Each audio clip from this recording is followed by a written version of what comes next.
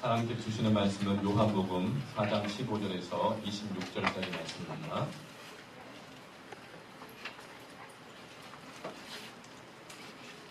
제가 먼저 읽고 교독하도록 하겠습니다. 여자가 이르되 주여 그런 물을 내게 주사 목마르지도 않고 또 여기 물 기르러 오지도 않게 하옵소서.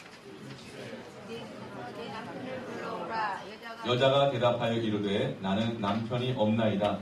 예수께서 이르시되 내가 남편이 없다 하는 말이 옳도다. 너에게 남편이 바꿀 수 있었고 지금 있는 자는 내 남편이 아니니 내 말이 참되도다. 여자가 이르되 주여 내가 보니 선지자로소이다. 우리 조상들은 이 산에서 예배하였는데 당신들의 말을 예배할 곳이 예루살렘에 있다더이다. 예수께서 이르시되 여자여 내 말을 믿으라. 이 산에서도 말고 예루살렘에서도 말고 너희가 아버지께 예배할 때가 이르리라. 너희는 알지 못하는 것을 예배하고 우리는 아는 것을 예배하니 이는 구원이 유대인에게서 남이라. 아버지께 참되게 예배하는 자들은 영과 진리로 예배할 때가 오나니 곧 이때라. 아버지께서는 자기에게 이렇게 예배하는 자들을 찾으시느니라. 하나님은 영이시니 예배하는 자가 영과 진리로 예배할지니라. 여자가 이르되 메시아 곧 그리스도라 하는 이가 오실 줄을 내가 아노니 그가 오시면 모든 것을 우리에게 알려 주시리이다. 예수께서 이르시되 내게 말하는 네가 그라 하시니라. 아멘. 할렐루야. 예수님께서는 공식적인 공생의 사역을 하시면서 종종 사람들을 개인적으로 만나 주십니다. 개인적으로 만나셔서 그들의 고민을 들어주기도 하시고 그들의 문제를 해결해 주기도 하시고 때로는 책망하기도 하시고 때로는 위로하기도 하십니다. 오늘 예배 가운데 우리가 공식적인 동예배로 함께 모이지만 여러분 개인에게 관심이 있으시는 주님을 만나기를 축원합니다. 오늘 예배 가운데 하나님께서 여러분의 개인에게 관심을 갖고 계십니다. 그리고 우리 개인의 필요를 아십니다. 그리고 하나님은 참 신기한 것이 공동체적으로 말씀하시면서도 각 사람이 다 알아듣도록 말씀하시는 것을 믿습니다. 아멘. 요한복음 3장에서 예수님께서 첫 번째로 개인적으로 만나셔서 말씀해 주셨던 그 사람은 우리가 아는 것처럼 니고데모라고 하는 사람이죠. 니고데모는 바리새인이었고 사내들은 공회 의원이었고 또 아주 부유한 사람이었고 그리고 이스라엘의 선생으로 불렸던 굉장히 많이 배웠던 지성인이었습니다. 그런데 어찌된 일인지 이 니고데모가 예수님을 밤에 잠을 자지 않고 찾아왔던 것이죠. 그는 세상 모든 사람들이 부러워할 만한 모든 것을 다 가지고 있었습니다. 사회적 지위, 신분, 학식, 지성, 부요함, 명예, 권력, 영향력 모든 것을 다 가지고 있었지만 그 모든 것이 자신의 내면을 자신의 이 모든 고민을 풀어주고 해결해주지 못하는 내면적인 갈급함이 있었던 것이죠. 목마름이 있었던 것입니다. 그래서 밤에 잠을 자지 못하고 주님을 찾아갔습니다. 여러분 간밤에 잘 주무셨습니까? 잘 주무셨어요? 사람이 고민이 생기고 해결되지 않는 어떤 일이 생기면 잠이 잘 안 옵니다. 그건 여러분 정상입니다. 그럴 때 여러분 어떻게 해야 할까요? 엎드려서 그때는 주님 만나시길 축원합니다. 엎드려서 기도하다 보면 잠이 와요. 참 신기하게. 네. 하나님께서 사랑하셔서 우리에게 기도 응답을 주시는데 우리에게 필요한 것이 잠이거든요. 우리에게 필요한 것은 쉼입니다. 회복함입니다. 그러니까 하나님께서는 어떤 문제 해결을 주시는 것도 응답이지만 우리가 해결되지 않는 고민을 가지고 애쓰고 그러다가 하나님 앞에 엎드려 기도할 때 잠으로 응답하신 줄로 믿습니다. 우리에게 쉼이 필요하거든요. 니고데모는 아주 갈급함을 갖고 있었고 목말라함이 있었습니다. 왜냐하면 그의 마음속에 이해되지 않는 일이 있었거든요. 그는 율법을 너무나 잘 알고 있었고 하나님의 말씀을 다 외울 정도로 구약에 능통한 랍비였습니다. 하나님의 말씀에 의하면 이스라엘 백성은 선택받은 백성이었고 그리고 그 이스라엘 백성에게는 하나님께서 보장해 주신 약속과 축복이 있었습니다. 그런데 어떻게 그 하나님의 선택한 민족이었던 이스라엘이 이방 나라인 이 로마에게 압제를 당하고 나라를 빼앗기고 노예같이 그렇게 살아갈 수가 있는가? 하나님의 말씀과 도무지 맞지 않는 것 같아서 그의 마음에는 해결되지 않는 고민과 갈등이 있었죠. 그래서 예수님께 찾아가서 묻습니다. 예수님이 하시는 그 표적을 보니 정말 하나님으로서 보냄받은 자가 아니면 도무지 그런 표적을 할 수 없는데 어떻게 그런 표적을 일으키셨습니까? 그래서 예수님께서 이 니고데모의 마음 안에는 갈급함을 아시고 뭐라고 말씀하십니까? 네가 거듭나야 하나님의 나라를 볼 수 있다. 그럼 니고데모의 갈급함은 뭡니까? 거듭나는 것이 아니고 뭐죠? 하나님의 나라를 보는 겁니다. 성경에 약속된 그의 나라를 보는 것이 그의 갈급함이었습니다. 내 가정 가운데 하나님의 약속된 말씀이 이루어지는 것, 그분의 통치가 나타나는 것, 내 삶을 통해서 하나님의 통치와 영광이 나타나는 것을 보기를 원하는데 그것을 보지 못한다는 것이죠. 니고데모의 갈급함은 어떻게 하면 이 사회가, 이 나라가 하나님 약속하신 말씀대로 이루어질 것인가, 그 나라를 보기를 원하는 갈급함이 있었던 것입니다. 그러나 그가 가지고 있었던 부유함으로도, 그가 가지고 있었던 권력으로도, 그가 배웠던 지식으로도 하나님의 나라가 이루어지지도 않았고 이룰 수 있는 방법도 없고 보지를 못하는 그 갈급함이 있었던 것입니다. 그 무엇으로도 하나님의 나라를 이룰 수가 없구나. 특별히 이 나라의 문제는, 이 민족의 문제는 하나님을 이스라엘 백성들이 떠남으로 말미암아 하나님의 심판의 결과라는 것을 알겠는데 하나님을 만나는 그 예배 장소인 저 성전이 저렇게 장사치로 바뀌고 강도의 구려로 바뀌면서 성전이 타락한 것이야말로 이 이스라엘 나라 가운데 하나님의 나라가 떠나게 되었던 근본적인 원인인데 그 무엇으로도 이 문제의 핵심인 저 성전을 바꿀 수가 없는 거예요. 아무리 회의를 해도, 아무리 돈을 쏟아부어도, 아무리 좋은 법을 만들어도, 아무리 잘 가르쳐도 성전의 문제는 해결되지가 않는 겁니다. 그런데 어느 날 예수님이 오셔서 직접 성전 안에 직접 들어가셔서 채찍을 드시고 성전을 강도의 구렬로 만들고 장사치로 만들고 자기 이해관계로만 모여있는 그 사람들을 내어 쫓으시면서 성전을 정결케 하신 모습을 본 거예요. 그 모습을 보고 니고데모가 마음에 감동을 받고 주님을 찾아간 겁니다. 어떻게 이렇게 하실 수가 있습니까? 니고데모의 마음속에는 이 갈급함이 있었던 것입니다. 그리고 오늘 요한복음 4장에 주님께서 또 한 사람의 여인을 만나주시는데 이 여인은 니고데모하고는 전혀 다른 배경을 가진 여인입니다. 무명한 여인입니다. 사회적으로 존경을 받기보다는 오히려 사회에서 따돌림을 당하거나 무시를 당하거나 조롱하기 때문에 사람들의 눈을 피해서 아무도 오지 않는 그 뜨거운 한낮에 물을 길러러 와서 겨우겨우 하루하루 먹을 죽이며 살아갈 수밖에 없는 그런 비천한 여인이었습니다. 니고데모와 같이 부자가 아닙니다.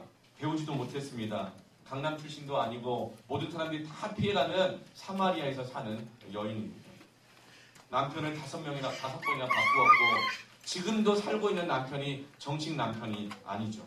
그래서 사람들의 눈을 피해서 물을 뜨러 오는 것입니다. 이 여인은 지금 개인 기피증에 시달리고 있고 그리고 피의식에 사로잡혀 있습니다. 모든 사람들이 나를 공격하는 것 같고 나를 비난하는 것 같고 나에 대해서 수근수근 되는 것 같아서 차라리 사람들을 피해서 살자. 좀 심각한 개인 기피증과 피의식에 시달리고 있는 여인이죠. 이 여인에게 예수님께서 밤을 새워서 그 뜨거운 떼약볕을 비짓땀을 흘려가면서 한낮에 이 여인을 만나러 예수님을 찾아가십니다. 니고데모는 그가 직접 예수님을 찾아왔어요. 그런데 왜 예수님이 이 여인을 찾아가실까요? 니고데모는 그래도 예수님 앞에 나설 때 뭐라도 있었던 것 같아요. 난 랍비였고 선생이고 사내들 공회의원이고 그러나 이 여인은 사람들을 피해서 살아갈 수밖에 없을 만큼 사람들의 시선이 두렵고 내놓을 만한 것이 아무것도 없기 때문에 차라리 사람들을 만나지 말자 하고 자기 자신을 철저하게 격리시키고 두려움 속에 살아갔던 여인이기 때문에 예수님이 직접 찾아가지 않으시면 이 여인은 예수님을 만날 방법이 없기 때문입니다. 사랑하는 성도 여러분, 정말 하나님 앞에 내 자신이 나서기로 두려울 정도로 내 자신이 부족하고 한심스럽고 연약해 보일 때가 있습니까? 주님이 직접 찾아가실 줄로 믿습니다. 주님이 찾아가 주세요. 네가 언제까지 내 앞에 나오나 내가 기다리겠다, 두고 보겠다 이러지 않으셔요. 주님은 아셔요. 그 사람이 도무지 주님 앞에 나설 만한 아무 힘도 없고 능력도 없고 마음조차도 없을 때는 주님이 직접 찾아가시는 것입니다.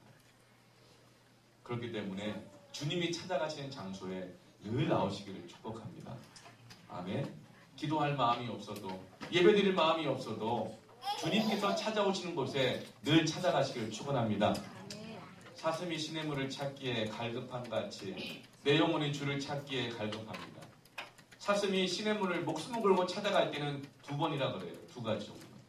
첫 번째로는요, 너무 기근이 와서 목이 말라서 탈수증에 걸려서 거의 죽게 되었을 때는요, 목숨 걸고 물을 찾아갑니다. 두 번째로는요, 몸에 병이 들거나 맹수에게 물려서 상처가 나서 그 상처가 곪고 썩을 때에 시냇물에 찾아가서 그 상처를 씻기 위해서 목숨 걸고 시냇물을 찾아간다고 합니다. 오늘 이 예배 가운데 찾아오시는 주님을 간절히 갈급하게 찾기를 축원합니다.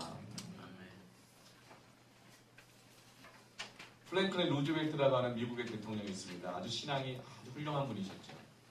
그래서 이분은 아무리 바빠도 본 교회에서 주일 예배를 드렸다고 합니다. 그리고 특별하게 해외 순방을 가거나 아주 특별하게 국가 비상 상태가 있을 때는 가장 가까운 교회에 가서 주일 예배를 꼭 드렸다고 해요. 그래서 이 대통령의 주변에 있었던 관리들이 그 대통령에게 눈도장을 찍기 위해서 인정을 받기 위해서 이번 주는 이 대통령이 어느 교회에 가서 몇 부 예배를 드릴까 초미의 관심사였다고 합니다. 그래서 눈도장을 찍기 위해서 대통령 비서실에 전화를 해가지고 비서에게 물어보는 거예요. 이번 주에 대통령께서 어느 교회에 어느 시간에 어디서 예배를 드리는지 알려달라. 자꾸 그런 연락이 가는 겁니다. 그런데 그 비서도 대통령을 닮아서 아주 신앙이 좋았어요. 그 질문 앞에 이 믿음이 좋았던 이 대통령 비서가 이렇게 대답합니다. 대통령께서 이번 주에 어느 교회에서 어느 장소에서 어느 시간에 예배를 드릴지 말씀을 드릴 수 없습니다. 왜냐하면 대통령의 모든 이 행보는 국가 기밀 사항이기 때문에 테러리스트에게 위험에 노출될 수도 있고 그래서 어디에서 예배를 드리는지 언제 드리는지는 말할 수가 없지만 그러나 당신이 예배 드리는 그곳에 하나님은 분명히 찾아갈 것입니다. 어디에서 예배를 드리냐가 중요한 것이 아니라 우리가 어떤 상태에 주님 앞에 나아가느냐보다도 우리가 주님을 찾고 예배를 드리러 나가면 심지어 딴 사람한테 눈도장 찍기 위해서 나갔다 하더라도 하나님은 거기에 반드시 찾아가심을 믿습니다. 하나님은 왜냐하면 예배하는 자를 찾으시거든요. 하나님 예배를 통해서 은혜를 주시고 상처를 씻겨주시고 평안을 주시고 위로함을 주시고 은혜를 주시기 때문입니다.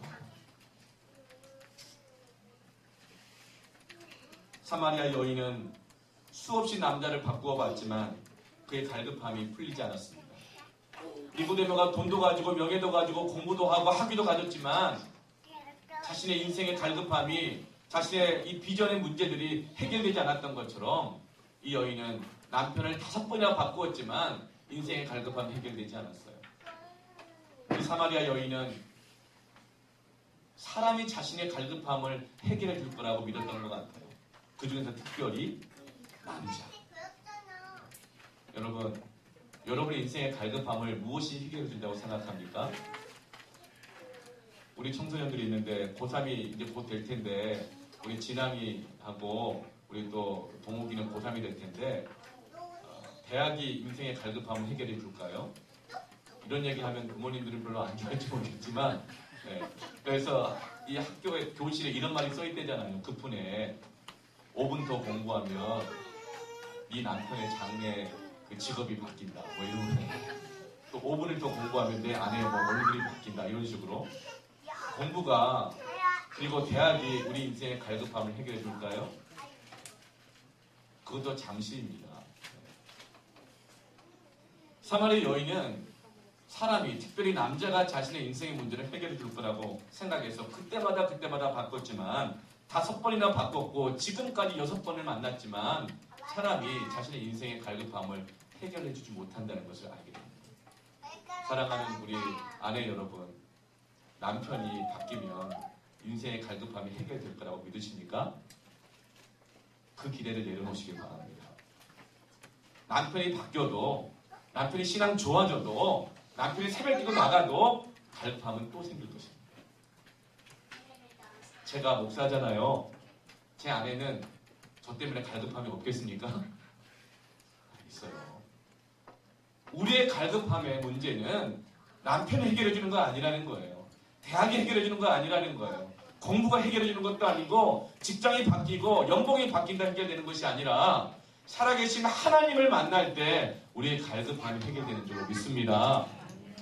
목사도 하나님 대신할 수 없고 남편도 하나님 대신할 수 없고 돈도 하나님 대신할 수 없고 오직 하나님만이 우리의 갈급함을 해결하시는 분인 줄로 믿습니다.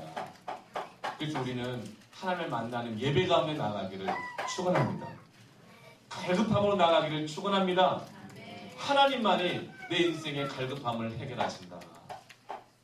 예배는 하나님만이 내 인생의 갈급함을 해결해 주심을 믿고 하나님만 바라보고 나아가는 것이 예배인 것입니다. 예배는 주께 손을 내미는 거예요. 예수님이 이 갈급한 여인을 찾아오셔서 이렇게 말씀하시잖아요. 내가 누군지 알았더라면 나에게 생수를 달라 했을 것이다. 내가 주는 생수를 마시게 되면 영원히 목마르지 아니하는 생수가 될 것이고 그리고 네 속에서 샘물이 되어서 솟아날 것이다. 이렇게 약속해 주자 이 여인이 뭐라고 말합니까? 주님, 내가 목이 마릅니다. 그 물을 내게 주옵소서. 예배는 내게 찾아오시는 생수를 들고 찾아오시는 주님께 그 생수를 달라고 손을 내미는 것이 예배인 것입니다. 여러분 찬양할 때 아까 우리 김영탁 집사님이 두 손을 높이 들고 찬양하라 그랬잖아요. 여러분 손 얼마 드셨나요? 네. 하나님 저를 늘 앞에 세우시는 것은 다 의미가 있는 것 같아요. 네. 아무도 보지 말고 하나님만 바라보라고 제 손을 저는 높이 들 때마다 어떤 마음으로 드는 줄 아세요? 내가 벌리는 만큼 크게 하는 만큼 하나님께 나에게 생수를 부어주십니다. 믿습니까? 그 마음으로 손을 높이 들어요. 근데 제가 사실 손을 올리기까지 많은 시간이 걸렸어요. 왜냐하면 제 손 모양이 이쁘지 않기 때문에 그래요. 아마 아실 거예요. 저희 어머니를 닮아가지고 저 어머니 많은 걸 닮았는데 좋은 것도 닮았지만 뭐 나쁘다기보다 좀 손가락이 별로 안 이뻐요. 울퉁불퉁하고 손가락이 길쭉길쭉하게 하면 좋겠는데 좀 짧고 뭉툭하고 좀 그래요. 근데 어떤 분은 그러더라고요. 저희 이런 뭉툭한 엄지손가락을 보고 이런 손이 참 부지런하다고 그러더라고요. 위로가 안 됩니다. 보니까 손 길쭉한 사람도 부지런한 사람도 많더라고요. 예. 그런 말은 휘유와 위로가 안 되더라고요. 예. 그래서 저는 그 손을 누가 쳐다볼까봐 손을 못 들겠더라고요. 그런데 이 손 모양 예쁜 사람도 갈급함이 있더라고요. 사람은요, 저마다 자기 모양에 마음에 안 드는 이쁘지 않은 모양이 다 하나씩은 갖고 있어요. 그래서 내밀기가 너무나 두렵습니다. 누가 뭐라 그럴까봐. 저도 손 들면, 찬양할 때 손 들면 뒤에서 내 손가락 보고, 아유, 저 손을 갖고 찬양을 하나 그럴까봐 못 올리겠더라고요. 그리고 제가 제 아내랑 연애할 때도 손으로 손을 딱 잡으면 어디 그 손으로 이런 말을 들을 만큼 손 모양이 안 이뻐서 제가 이런 어려움이 있었어요. 그러나 하나님께서 예배 가운데 나에게 놀랍도록 갈급함을 채워주시고 믿음을 주시고 당당함을 주시고 용기를 주신 걸 깨달았을 때 하나님 앞에 내 두 손을 번쩍 들고 찬양하는 줄 믿습니다. 예배는 하나님께 내 모습을 있는 그대로 내밀면서 주님 나는 이렇게 갈급합니다. 나는 이렇게 부족합니다. 그러니 하나님이 채워주십시오. 이게 예배인 거예요. 예배는 주께 손을 내미는 것입니다. 중앙동에 가면은 뉴코아 아울렛이 있죠. 예전에 거기가 2000일 아울렛이었습니다. 그곳의 특징은 지하 주차장으로 내려가는 길이 굉장히 좁다는 데 있습니다. 꼬불꼬불하고 주차 공간도 굉장히 좁아요. 그리고 엘리베이터 역도 굉장히 작고 좁습니다. 가끔 토요일 날 오후에 가족들과 함께 쇼핑을 이제 가죠. 우리 수준에 딱 맞게 가요. 가서 이제 하는데 지하에 주차를 당하고 엘리베이터를 딱 타려고 하는데 그때 우리 애기들이 다들 우리 성계는 초등학생 예은이가 아마 그때 4살인가 우리 그 찬이 시온이 저만한 때였어요. 아주 어렸습니다. 엘리베이터를 딱 탔는데 엘리베이터를 타자마자 큰 카트에다가 박스 짐을 실은 직원이 카트를 밀고 들어오는 거예요. 원래 그 엘리베이터가 짐칸인지 모르겠지만 딱 들어오니까 우리 내 가족이 그 순간에 이 엘리베이터 그 좁은 데 안에서 이상 가족이 됐어요. 짐이 가운데 꽉 차지해 있고 그 주변에 삥 둘러 있는 거예요. 그래서 그랬더니 이제 좀 있다가 어디서 낑낑거리는 소리가 나는 거죠. 우리 예은이가 4살 때니까 아주 보이지도 않았대요. 짐에 가려가지고 앞에 안 보이니까 겁이 났나 봐요. 불안했나 봐요. 그러더니 낑낑을 대더니 아빠 어딨어? 그러는 거예요. 아빠 어딨어? 그러는 거예요. 그래서 제가 예은아 어딨니? 그랬더니 손을 이렇게 쭉 내밀면서 손끝이 살짝 보이는 거예요. 아빠 나 여기 있어요. 여기 있어요. 안 보여요. 무서워요. 그러는 거예요. 그때 제가 어떻게 했을까요? 그 손을 딱 잡고 쭉 끌어올려가지고 여러분 이것이 예배인 것이에요. 앞이 안 보일 때, 막막할 때, 두려울 때 아빠 저 여기 있어요. 아빠 저 여기 있어요. 손을 내밀는 거예요. 그러면 그 손끝이 아무리 작아도 하나님 아버지는 보십니다. 그래 찾아보십니다. 그 기도를 들어주십니다. 응답하십니다. 끌어올려 주십니다. 이것이 예배예요. 여러분 하나님 아버지의 사랑을 신뢰하십시오. 그분께 갈급함을 가지고 나아가십시오. 내가 이게 부족하면 감추지 마십시오. 숨지 마십시오. 하나님은 결국 그것을 판단하거나 정죄하지 아니하십니다. 안 오면 직접이라도 찾아가서 내가 너의 그 갈급함을 채워주리라. 네가 얼마나 오랫동안 날마다 물을 길었지만 해결되지 않은 네 안에 있는 그 갈급함과 두려움과 좌절감을 알고 있다. 나는 너에게 영원히 목마르지 않는 샘물을 주기를 원한다. 그 주님 앞에 오늘 우리의 손을 내미시기를 축원합니다. 예배는 나를 찾아오시는 주님께 손을 내미는 것입니다. 한 분이 이렇게 고백하더라고요. 우리 교회 집사님 중에서 셀 나누는 걸 하다가 우리 남성들이 그 새벽 기도를 열심히 나오거든요. 근데 이제 직장을 다니다 보니까 그 다음날 새벽이 참 피곤해서 잘 못 나올 때도 있어요. 그런데 4명의 이 남자 성도들이 딱 모이더니 셀 나눔을 하는데 의기투합해가지고 우리가 이렇게 있을 수 없다. 이러면서 이제 내일 새벽을 어떻게 하면 서로 같이 깨울까? 제가 알람을 해드릴까요? 아니면 모닝콜 해드릴까요? 서로 하면 4명이 막 의기투합해서 막 얘기를 하더라고요. 그걸 보면서 제가 목사로서 흐뭇해가지고 야 드디어 남성들이 살아나기 시작하는구나. 가장들이 살아나기 시작하는구나. 굉장히 기대를 했어요. 그래서 그 사람을 새벽에 딱 갔더니 그 4명 중에 한 분이 딱 나오신 거예요.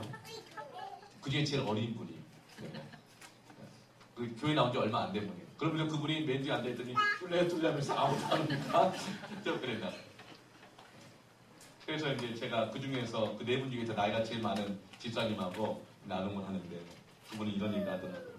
목사님 사실은 5시마다 알람을 듣고 깬다는 거예요. 늘 새벽 기도 가는 시간에 깬대요. 근데 깰 때마다 속으로 이런 마음이 든대요.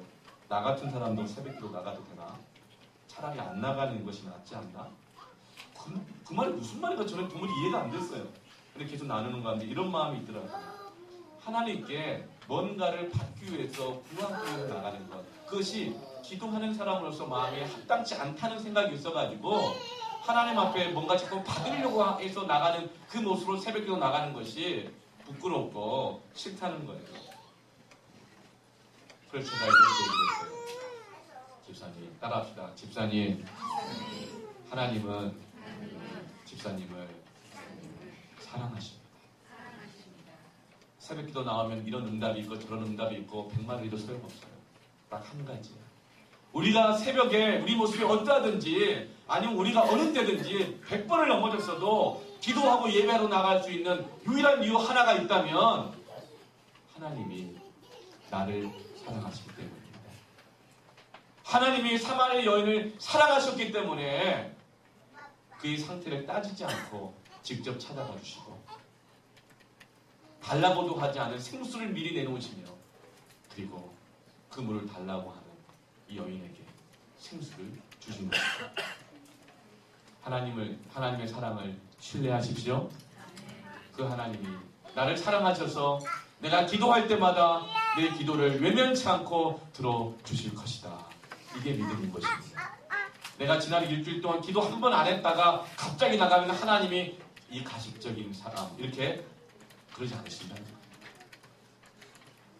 여러분, 율법이라고 하는 것은 나의 경건의 수준을 가지고 하나님과 관계를 맺으려고 하는 사람이에요.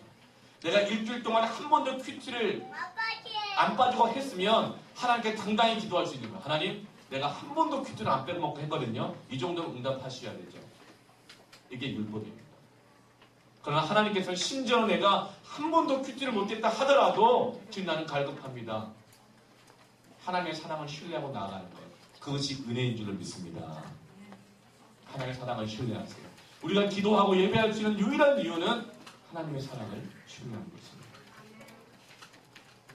여러분, 내가 한 게 뭐 있다고 주께 이것을 강구할 자격이나 있을까? 여러분, 따라합시다. 주님이 다 하셨다. 이게 믿음이에요. 주님, 내가 이런 비전을 구할 자격이 있을까요? 내가 내 아들 잘 되게 해달라고 기도할 자격이 있을까요? 하나님, 이 일이 사업이 잘 되게 해달라고 구할 자격이 있을까요? 제가 한 게 없는데 이게 율법이라니까요. 그때 주님이 뭐라고 말씀하셨죠? 내가 다 이루었다.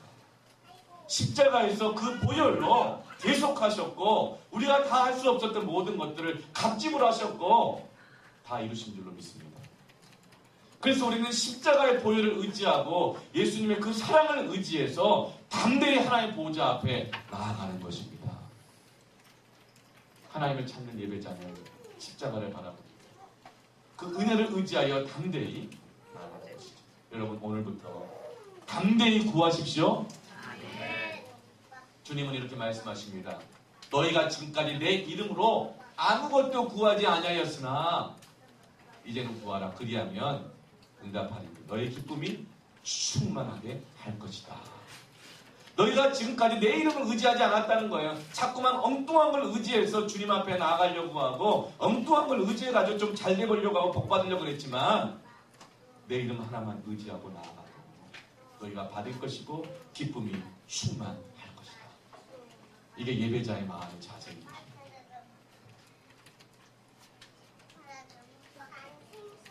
여러분, 새벽에 일어났을 때 5시 알람이 딱 이렇게 울렸는데 잠깐 이렇게 하다 보니까 팍 정신이 가가지고 눈을 딱 떠봤더니 새벽 예배 시작하는 5시 반인 거예요.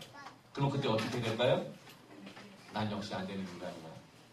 요즘 뭐 자동차 뒤에다가 뭐 여러 가지 뭐 말을 붙여놨더라고요. 난 틀렸어. 먼저 가세요. 뭐 이런 식으로. 그 율법이니까요.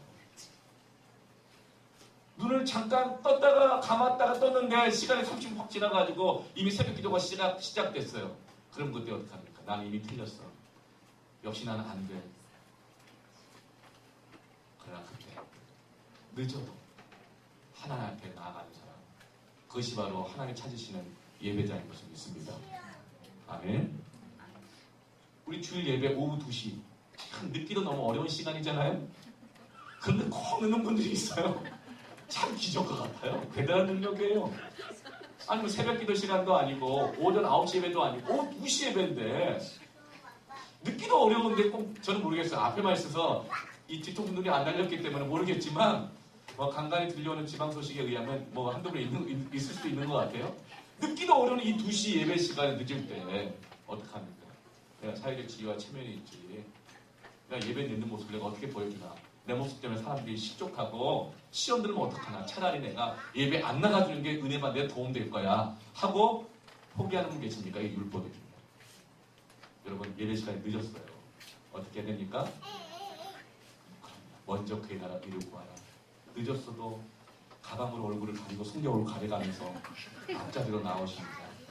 갈급하고 죽게 나오는지 오히려 그분 때문에 은혜가 충만할 줄로 믿습니다. 하나님은 우리 수준 보고 응답하시는 분이 아니라 우리 안에는 갈급함을 보고 응답하는 줄을 믿습니다. 돈으로도 사람으로도 남편으로도 학식으로도 무엇으로도 내 갈급함을 채울 수 없고 아무리 늦어도 아무리 부족해도 나를 채우시는 하나님만이 나의 갈급함을 채우실 수 있다. 이게 하나님이 찾으시는 예배자인 줄 믿습니다. 여러분, 다 늦으라는 얘기 아니에요. 꼭 그렇게 적용하는 분 있는데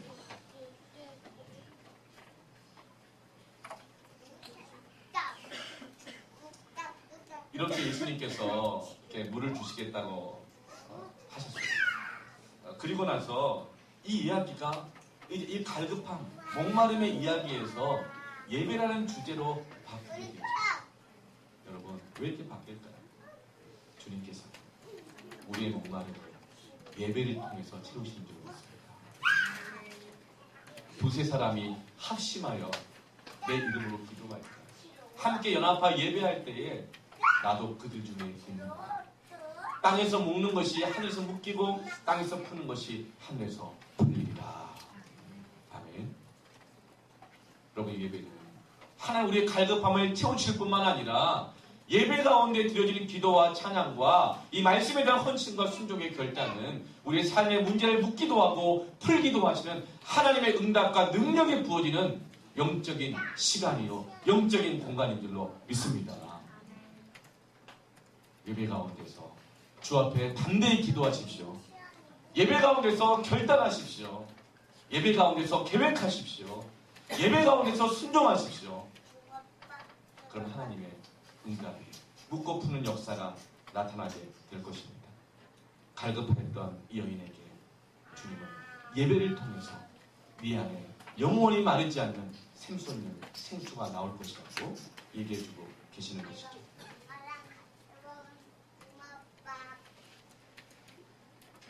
그런데 생수를 달라고 하는 이 여인에게 예수님께서 예배에 대한 본격적인 얘기를 하시기 직전에 그 사이에 뭐라고 말씀하시나요? 생수를 주소서. 예배를 통해 주겠다. 근데 그 사이에 갑자기 뭘 말씀하세요? 너무나도 뜬금없이 네 남편 데리고 와야 돼. 생수를 주소서 그러는데 내가 주는 생수로 말할 것 같으면 하면서 계속 설명하는 게 아니라 생수를 주소서 그러는데 너 남편 데리고 와야 돼. 그런 이 여인이 뭐라고 말해요? 시침을 딱 대잖아요. 나 남편 없어요. 그랬더니 예수님이 다시 뭐라고 말했어요? 네 말이 옳도다. 지금 있는 남편도 네 남편 아니다. 5번이나 바꿨을 뿐만 아니라 지금 있는 남편도 네 남편 아니다. 예수님께서는 예배를 통해 생수를 주시겠다는 말씀하시기 전에 그 여인이 지금까지 감추어 두었던 그 여인의 열등감, 수치심, 부끄러움 뿐만 아니라 그 여인의 죄를 정확하게 직접 언급하십니다. 예수님께서는 이 여인이 그렇게 상처받고 피해의식을 가지고 있고 그리고 이 대인기피증에 시달리고 있는 그 원인을 정확하게 직접적으로 얘기했어요.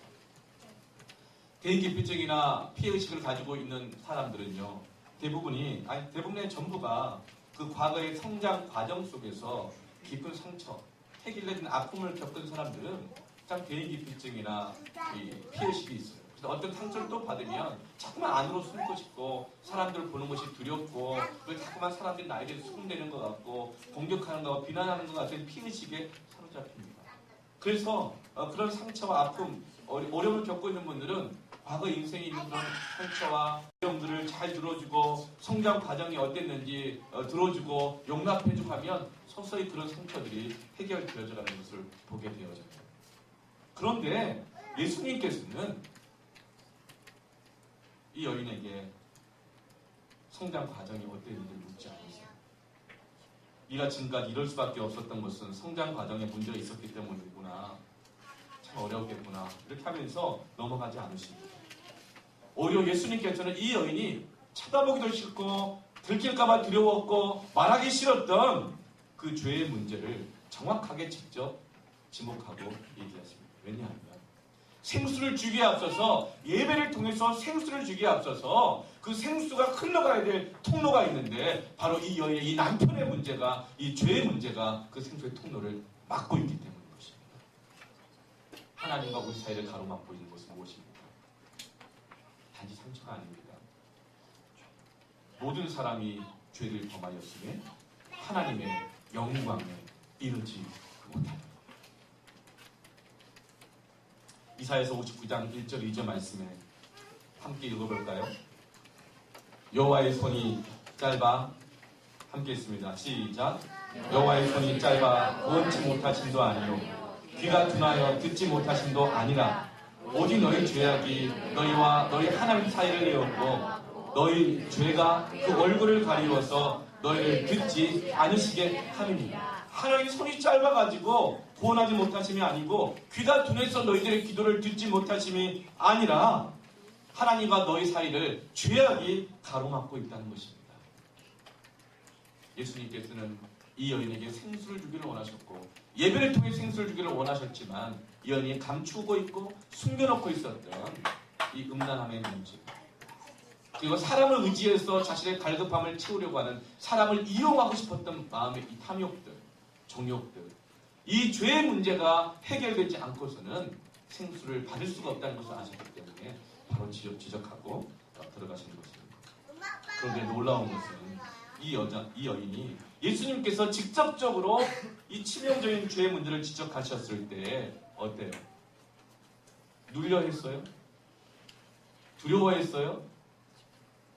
분노했어요? 아니요. 해방감을 받고 있어요. 왜 그럴까요? 여기에 예수님과 이 여인 외에 아무도 없다. 예수님은 그렇게 아무 때나 말씀하는 게 아니에요. 예수님께서는 가늠하다 현장에 잡힌 이 여인에게 말씀하실 때도 누구든지 죄 없는 자 이 여인에게 돌을 던져라, 이 말씀을 모든 사람들을 다 내어쫓은 후에 단둘이만 있을 때 이 여인에게 뭐라고 말씀하시죠? 다시는 죄를 범하지 말라. 여러분, 예배 가운데 있는 치유와 은혜는 뭔지 아세요? 공동체적으로 말씀을 하지만 하나님께서 아무도 못 알아들어도 나만 알아듣도록 말씀하시는 줄로 믿습니다. 그게 예배 가운데 있는 은혜인 것입니다. 그래서 말씀 가운데, 예배 가운데 하나님 내 죄를 지적하실 때는 정죄감에 시달리거나 비난받는 것, 마음에 고통하거나 두려워하는 것이 아니라 하나님이 나를 아시는구나, 하나님 내 마음을 아시는구나, 내 문제를 아시는구나, 그러므로 그 하나님이 나를 도와주시겠구나, 해결해 주시겠구나, 채워주시겠구나. 여러분, 예배 가운데 말씀을 통해 내게 들려주시는 이 하나님의 말씀이 나를 회복시키시고 고치심을 믿습니다. 예배 가운데 이 설교를 통해서 하나님의 말씀을 막 하시는 거예요. 그때 마귀가 시험합니다. 누가 네 얘기 했나 봐. 그때 그 예배 가운데 하나님이 우리에게 개인적으로 말씀하시는 그것을 마귀는 비틀어가지고 정죄감이 시달리게 만드는 것이죠. 여러분, 예배 가운데 설교를 통해서 하나님의 음성이 들려오고 나의 연약함을 찌르고 나의 죄를 지적하실 때 여러분, 그것은 사람이 한 말이 아니라 하나님이 여러분만 알아듣도록 하시는 은혜와 치유의 말씀인 줄 믿습니다. 그런데 자꾸만 마귀를 의심하게 하는 거예요. 누가 말했을 거야, 누구 말 듣고 할 거야, 아니면 나보고 하는 소리야. 여러분, 그것은 하나님의 음성이 아닙니다. 여러분, 하나님께서 여러분에게 직접 하시는 음성인 것입니다. 그리고 그것은 하나님의 사랑의 음성입니다. 그때 그것을 인정하고 믿을 때에 우리 안에 예배 가운데서 갈급함이 채워지고 치유가 되는 역사가 일어나는 것이죠. 이 여자는 놀라운 해방감을 받습니다. 왜냐하면 그 주변에 아무도 없기 때문에 그래요. 예수님이 제자들이 먹을 걸 구하러 간 사이에 이 여인과 단둘이 있을 때 아무런 정죄함을 받지 않도록 주님께서 이 여인에게 말씀하신 것입니다. 그러자 이 여인이 자유와 해방감 가운데서 묻는 질문이 뭐예요? 19절, 20절 같이 한번 읽어볼까요? 함께 했습니다. 시작. 여자가 이르되 주여, 내가 보니 선지자로소이다. 우리 조상들은 이 산에서 예배하였는데 당신들의 말은 예배할 곳이 예루살렘에 있다 하노이다. 예수님이 감춰놓았던 이 죄를 지적했을 때 누가 그랬어요? 누가 말한 거예요? 이렇게 따져 물은 것이 아니라 난 아니에요, 이렇게 변명한 것이 아니라 이 여인은 즉각적으로 뭘 얘기합니까? 예배를 드리고 싶다. 예배 드리고 싶다. 어디서 예배를 드려야 참 예배를 드릴 수 있겠느냐고. 이 두 가지 주제는 예배에 대한 주제, 그리고 이 여인의 죄에 대한 문제는 너무나도 다른 문제인 것 같지만 이 여인의 고백을 통해서 알 수 있는 것은 무엇입니까? 지금까지 이 여인이 그토록 목말라 했던 것은 남편이 아니라는 거죠. 그 여인이 정말 하나님의 은혜에 갈급했을 때 요구했던 건 뭐였죠? 예배인 것입니다. 하나님 만나기 원하는 갈급함이 있는 거예요. 하나님께서 우리를 만나주실 때 일어나는 우리 안에는 변화가 뭔지 아세요? 하나님이 우리를 예배 가운데 만나주실 때 갖게 되는 변화가 무엇이냐면 들어올 때의 기도 제목과 예배 가운데 하나님 만나고 나서 나갈 때의 기도 제목이 달라진다는 거예요. 전엔 남편이 바뀌어야 해결될 줄 알았어요. 전엔 자식이 좀 바뀌어야 해결될 줄 알았어요. 전엔 돈이 좀 생겨야 해결될 줄 알았어요. 그러나 하나님 만나고 나니까 하나님만이 내 인생의 갈급함의 해결자라는 것을 깨닫게 되면서 내 진정한 갈급함은 이입니다. 하나님입니다. 하나님 만나기 원합니다. 내가 지금 하나님을 만나지 못해서 무엇이 있어도 내가 갈급했던 것입니다. 여러분 이것이 바로 예배 가운데 있는 은혜인 것입니다. 그래서 우리가 아는 그 찬양 세상과 나는 간도 없고 구속한 주만 보이도다. 어떨 땐 이 사람한테만 집착을 했어요.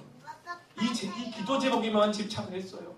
이것이 되어야만 한다고 집착을 했어요. 이거 안 되면 막 죽을 것 같았어요. 그런 예배 가운데 하나님을 만나게 되어지고 그분이 나를 안다는 것을 깨닫게 되어지자 세상과 나는 간도 없고 오직 구속한 주만 보이도다.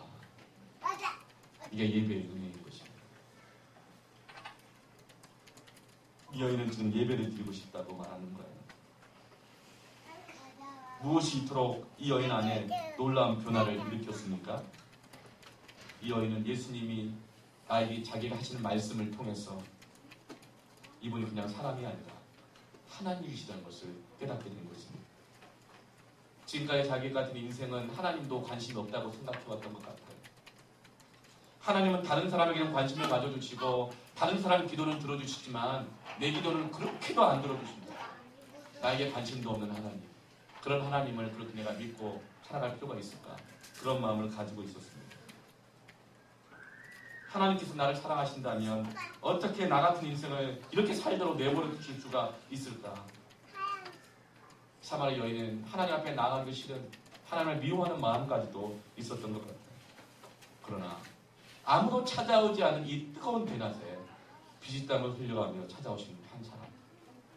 근데 그분이 자신의 모든 상처를 알고 계시고 죄악까지도 알고 계시고 자기가 알고 계시는 그분이 하나님이시다 그걸 깨달았을 때 그리고 그분이 자신의 죄를 지적하실 때 그분의 표정 가운데 미움이나 정죄감이 아니라 그렇게 나를 바라보며 사랑이 넘치는 그 표정을 바라볼 때 이분은 적어도 나를 심판하러 오신 분이 아니라는 것을 깨달은 거예요. 그래서 이 여인은 더욱더 하나님을 예배하기를 원하는 마음을 갖게 된 것입니다. 우리의 연약함이 드러날 때가 있어요. 그때 이 하나님 은혜 가운데 사로잡히지 않으면 더 도망가고 숨고 막 피하고 싶어져요. 그러나 하나님의 사랑을 신뢰하고 그분의 사랑을 바라보며 나가는 사람은 더욱더 하나님께 나가길 원하게 됩니다. 이 사마리아 여인처럼. 저희 장모님이 예전에 이 모 교회에서 어느 목사님에게 상처를 받으셔가지고 15년간 교회를 안 나가셨어요. 자존심이 너무나 상하셔가지고. 큰 일도 아니었는데 또 들어보면 또 그럴 수 있겠더라고요. 그래서 제가 결혼해서 매일마다 정말 장모님이 다시 신앙을 회복하시도록 매일마다 새벽마다 기도를 했어요. 8년을 기도했어요. 8년. 제가 지금 결혼한 지 17년 차인데 8년 동안 기도했었어요. 근데 아무 변화가 없더라고요. 우리 장모님이 성격이 또 굉장히 또 강건하시고 목소리 힘이 있으셔가지고 제가 이 목사인데도 이렇게 장모님 교회 나가셔야 되죠. 나가셔야 이런 말을 잘 못할 만큼 굉장히 강한 분이셨어요. 그때 8년을 기도했습니다. 그런데 어느 날 전화가 왔어요. 새 벽돌. 목사 성경책 사다 주게. 그 말은 뭐죠? 교회 나가시겠다는 얘기인 겁니다. 제가 얼마나 기뻤겠어요. 그때 성경책 사다 드렸어요. 그런데 나중에 또 다시 전화가 왔어요.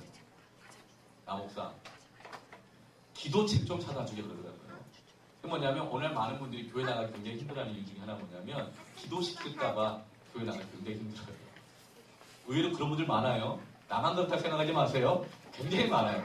그래서 기도시킬까봐 셀모임 못 나가는 분도 많아요. 여러분 기도 그렇게 시키지 못합니다. 그 교회를 안 나가시던 분이 교회를 나가는데 어느 순서에 누가 나와서 기도를 하잖아요. 그러니까 어떻게 된 상황을 잘 모르고 이제 나도 기도시킬지 모른다 해가지고 교회를 못 나오는 그런 분들이 있어요. 근데 장모님이 그런 두려움이 막 시달렸다는 거예요. 저거 이렇게 하더라고요. 나 목사, 응? 내가 이 셀모임을 갔는데 누가 기도를 하던데 참 기도를 잘하더라고. 근데 나 기도시키면 어떡할까 봐 가슴이 뛰어가지고 셀모임 못 나가겠다는 거예요. 그 수요 기도를 나갔는데 또 거기서 기도하는 친구가 있더래요. 그 가만 보니까 돌아가면서 사는 것 같아요. 예수님도 돌아갈까봐 가슴이 뛰어가지고 수요 기도를 못 나가겠다는 거예요. 내가 지금 셀모임도 안 나가고 있고 수요 기도도 안 나가고 있고 근데 주일 예배는 안 나갈 수가 없는데 주일 예배 보니까 순서가 돌아가면서 기도를 하는데 내 순서 올까봐 시킬까봐 도무지 못 나가겠는데 교회는 안 나갈 수는 없겠고 내가 미리 좀 준비를 해야 되겠으니까 기도책 좀 사달라고. 여러분 제가 사드렸을까 안 사드렸을까요? 사드렸죠. 여러분 이게 갈급합니다. 근데 아직까지 교회에서 기도 한 번 아직 안 하셨다 그러시더라고요. 하나님 아직까지도 준비시키시고 계시는 것 같아요. 하나님은 우리를 강제로 억지로 하시는 분 아니라 하나님은 우리를 사랑하시는 분인 줄로 믿습니다. 네. 저 뒤에서도 우리 이쪽도 그렇고 저쪽도 그렇고 굉장히 안심하는 표정 아멘 하는 분들이 여러 분 계시는데 하나님은 사랑이세요. 하나님의 사랑을 깨닫고 경험할 때 예배하기를 원하고 주 앞에 나아가기를 원하는 마음이 일어나게 주님께서 이제 이렇게 예배를 드리기를 원하는 이 여인에게 어떻게 예배를 드려야 하나님이 정말 찾으시고 그 생수를 마시는 예배가 되는가 한번 따라 하시겠습니다.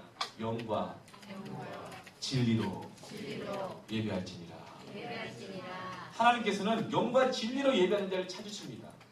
여기서 이 영이라고 하는 얘기를 어떤 분은 성령으로 이렇게 생각하는 분도 계세요. 저도 전에는 좀 그런 줄 알았어요. 성령과 진리, 즉 성령과 말씀으로 예배하는 자를 찾으신다. 성령과 말씀으로 예배를 드릴 수 있다. 네, 그 뜻인 줄 알았는데 여기서 영이라는 것은 성령이 아니고 우리 안에는 영이 있습니다. 이것은 우리 안에는 마음의 중심, 하나님이 임재하시는 마음의 중심의 초소, 하나님이 사람을 외모로 보지 않고 그 중심을 보신다 그랬잖아요. 내가 찾아갈 만한 사람인가? 내가 임재할 만한 초소인가? 그 중심, 그것이 바로 영이라고 하는 것입니다. 다시 말하면 전에는 이 산에서 저 산에서 어디서 예배를 드려야 되냐고 이 여인이 물어봤지만 이제는 장소에서 예배를 드리는 시대가 아니라 이제 하나님이 거하시는 장소는 바로 너의 마음의 중심입니다. 그러므로 마음의 중심으로 하나님 앞에 갈급함으로 나아가는 사람들마다 그 생수를 마시게 될 것이고 예배의 은혜를 누리게 될 것이다. 여러분 우리의 마음의 중심으로 하나님을 찾기를 바랍니다. 그럴 때 하나님께서는 특별한 장소가 아니라 우리의 중심 가운데 임재하시는 것입니다. 그리고 진리로 예배한다. 이 말은 무엇인가? 사마리아 사람들은 성경을 구약을 다 믿지 않았어요. 사마리아 사람들은 모세 오경, 창세기, 출애굽기, 레위기, 민수기, 신명기 이 5개의 성경만을 믿었습니다. 그래서 그들은 예루살렘이 중요한지 안 중요한지도 잘 몰랐고 다윗과 솔로몬을 통해 세워졌던 성전의 가치와 그 약속의 말씀도 모르고 있었어요. 인정하지 않았어요. 그래서 그들은 모세를 하나님처럼 여겼기 때문에 모세가 이 신명기에서 약속해준 그 말씀이 있잖아요. 사마리아 지역에 있는 그리심산과 에발산 거기서 축복과 저주의 말씀을 선포해라. 그 말씀 하나만 믿고 사마리아 지역에 있는 축복의 산이었던 그리심산에다가 자기들만의 성전을 만들어 놓고 예배를 드리고 있었던 것입니다. 사마리아인들의 말씀에 대한 지식은 부분적이었던 거예요. 그들의 피의식과 상처들 때문에 유대인들이 다 믿고 있는 성경을 다 믿기 싫은 거예요. 그래서 모세가 기록했던 모세 오경만 성경을 믿고 있었던 거예요. 그들의 말씀에 대한 지식은 하나님에 대한 지식은 그 상처 때문에 부분적이었던 것입니다.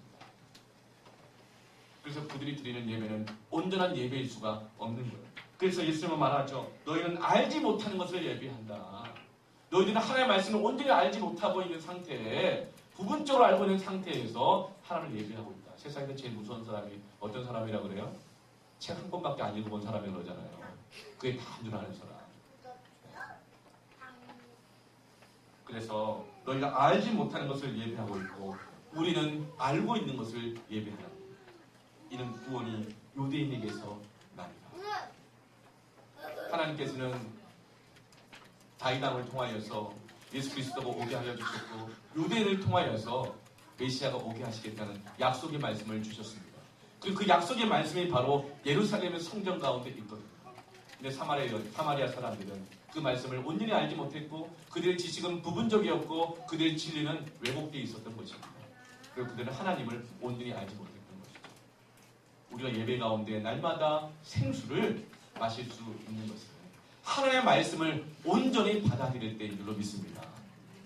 내 기호에 맞고 안 맞고에 따라가지고 이건 내 거, 이건 내 거 아닌 거 이게 아니라 하나님이 주신 말씀을 온전히 받아들일 때 하나님을 아는 지식이 커갈수록 우리 은혜는 깊어져감을 믿습니다. 오늘날 교회가 선포되어야 될 복음은 온전한 복음인 줄로 믿습니다.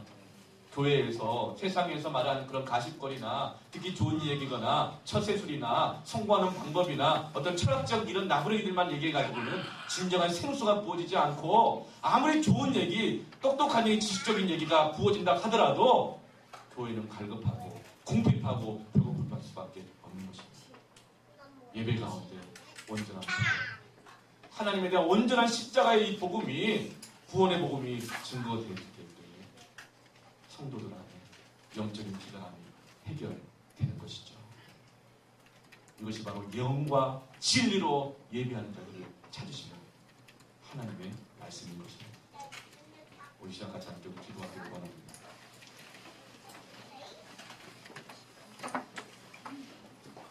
우리 이때 찬양했던 예배가 전에 찬양했던 찬양 중에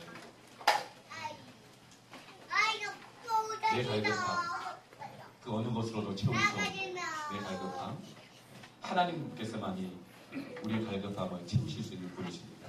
그분의 사랑을 신뢰하면서 이제 찬양으로 함께 나아가고 또 말씀 가운데서 여러분에게만 주셨던 하나님 주신 말씀 그 붙들고 함께 우리 기도했으면 좋겠어요.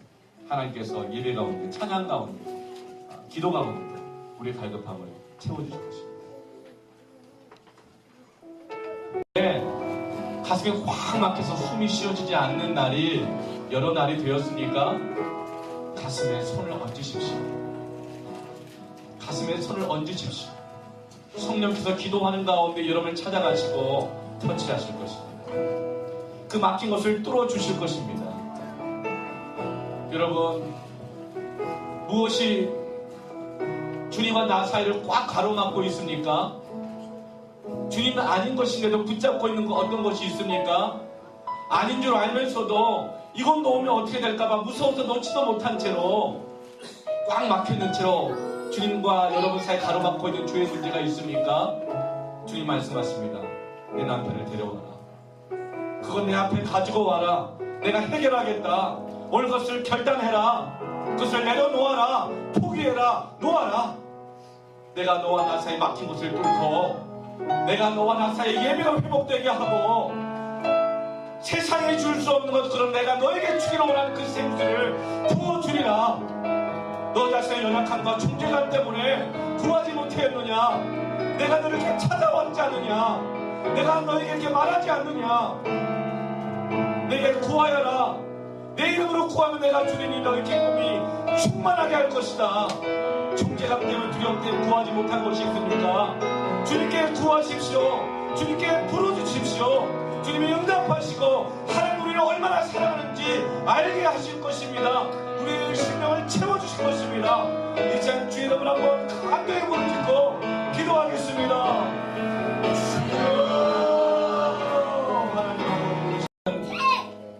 부자여도 안 되고